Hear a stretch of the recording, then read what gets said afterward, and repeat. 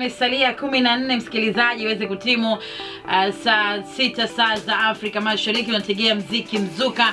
Moto sio zimika Lutfia Bakari nikiwa na hodha ambapo unapata more and best of R&B and African pop. Kumbuka online unatupata kupitia www.barakafm.org. Ni ule wakati wa yani tunazama jikoni msikilizaji, ule wakati wa kuweza kushughulikia masuala ya tumbo. Tujifundishe mapishi tofauti. Ama ile pishi ambalo unakuwa unalipika lakini maybe unaweza fikia okay, this is different. Wacha nijaribu aina hii. So leo tutakuwa tunapika bamia. Bamia ama ukipenda okra. Ukipenda okra msikilizaji. Yani bamia unaweza ipika kwa njia tofauti.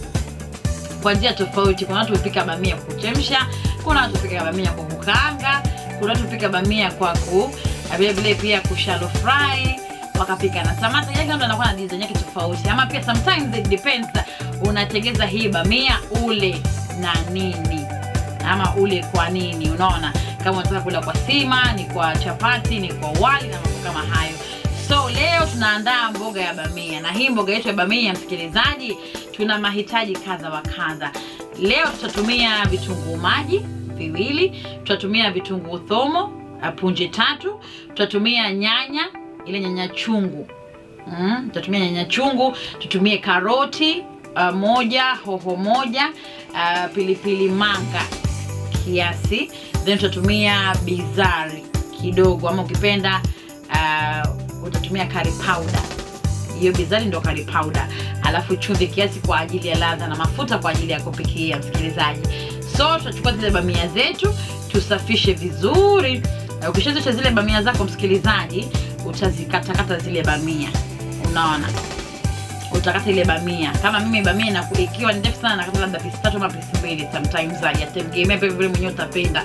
Ukishakata zile bamia zako msikilizaji, utazichukua uziweke kwenye mafuta. Yes, utazidi fry. Unaona? Kama vile unapopika nini vibanzi ama ukipenda chips. Ukishazidi fry kana zimeanza kuchange color pale from green za karibu kuturn, then unazitoa, unazidrain yale mafuta kando, unaziweka kando. Unaona?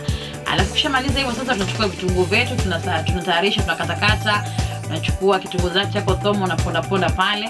Alafu carrot unaambua kama utakatakata vipande ama utaamua kugrate unavyotaka wewe mwenyewe. So utachukua sufuria yako, safisha, uweka mafuta kiasi kwa ajili ya kukaanga.